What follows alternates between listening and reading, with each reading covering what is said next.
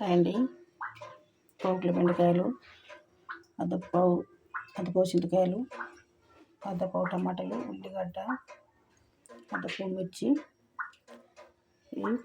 ఇవన్నీ కోసుకోవాలి. ఉడకబెట్టుకోవాలి. ఇవి కూడా కోసుకోవాలి. మిర్చి కోసుకోవాలి. వండుకునే విధానం: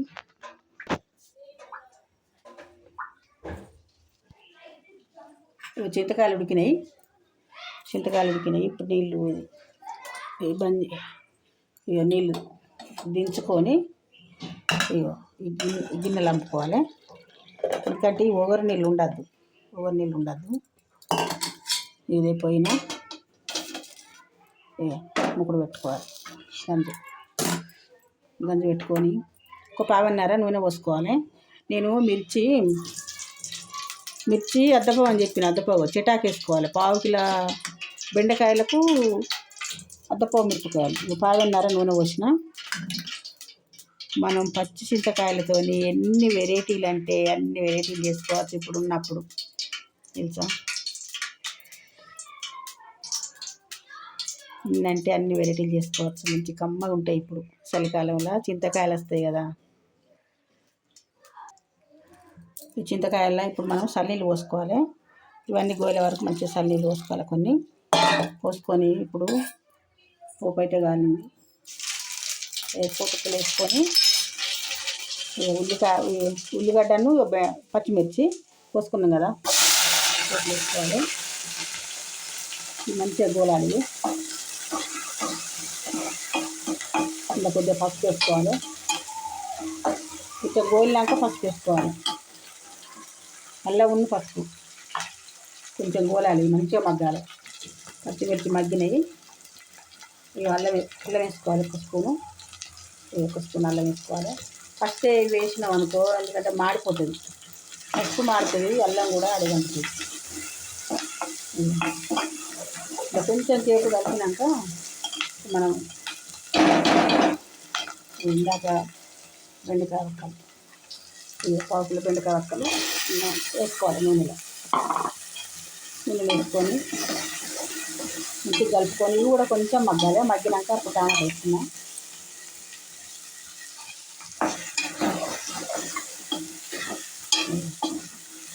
కొంచెం మగ్గాలి. కొంచెం మగ్గినాక టమాటా వేసుకోవాలి. అవి మగ్గేంతసేపు మనము చింతపులుసు ఉన్నది కదా, చింతపులుసు రెడీ చేసుకున్నాం. చూసుకుంటూ పోసుకోవాలి. ఎందుకంటే బాగా పోసుకుంటే పుల్లగా అవుతుంది. టమాటా వేస్తున్నాం కదా మనం, అర్ధపావు టమాటా వేస్తున్నాం కాబట్టి చింతపులుసు కూడా మంచిగా చూసుకుంటూ పోసుకోవాలి. చింతకాయల చారు, బెండకాయలు ఎంత కమ్మగా అంటే ఎంత కమ్మగా ఉంటాయి. నేను చెప్తున్న కొలతలతో వేసుకొని సూపర్ కమ్మగా టేస్ట్ ఉంటాయి. మంచిగా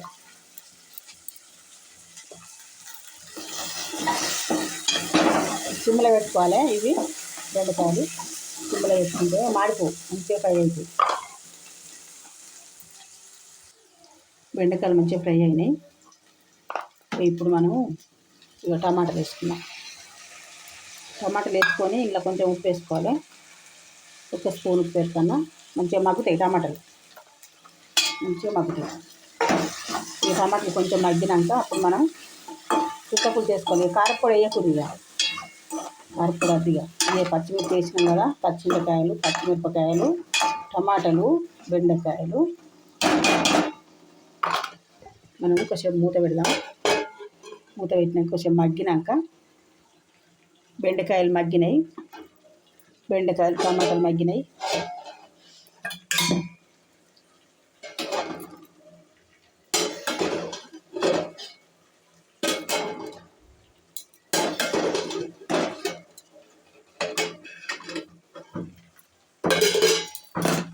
మనం పులుసు ఇందాక విసుకున్న పచ్చింతకాయల పులుసు కటోరలు అయితే విసికిన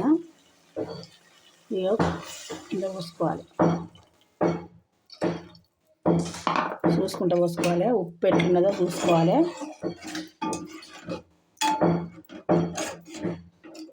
కటోరలు అయితే పులుసు పోసిన నేను, ఉప్పు వేసిన. కొంచెం ఉప్పు తక్కువ ఉంటుంది కావచ్చు, చూసుకుంటూ వేసుకుందాం. పులుసు కూడా చూసుకుంటూ పోసుకోవాలి. ఎందుకంటే పుల్లగా అయ్యే అవకాశం ఉంటుంది, బాగా పుల్లగా ఉంటాయి. మూత పెట్టుకొని మంచిగా ఉడకనిద్దాం. ఉడికినాక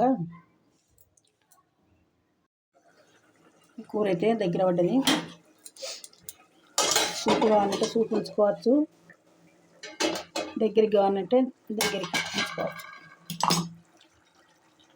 కొంచెం ఉప్పు అయితే తక్కువ అనిపిస్తుంది నాకు, కొంచెం ఉప్పు వేస్తాను. మళ్ళీ వేడిన మసాలా వేసుకోవాలి. వేయించి దంచి పెట్టుకున్న మసాలా, గరం మసాలా కాదు, మనం ధనియాలు పౌడర్ చేసి పెట్టుకుంటాం కదా, అది ఆ మసాలా పొడి వేసి ఇట్లా కొంచెం గంట జోరుకుండా సూప్ కావద్దు అనుకుంటే మొత్తం దగ్గర చేసుకోవచ్చు. సూప్ కావాలంటే సూప్ ఉంచుకోవచ్చు. కొత్తిమీర వేసి స్టవ్ ఆఫ్ చేసి దించుకోండి.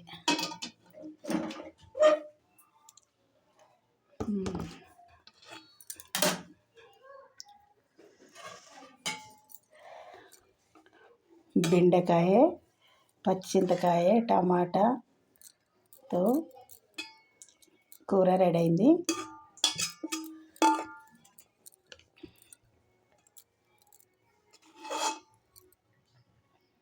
బెండకాయ వక్కలు కూడా తునగలే, చూసారా? ఇక బెండకాయ వక్కలు కుళ్ళు కుళ్ళు కాలే, మంచిగా ఉన్నాయి అట్లనే.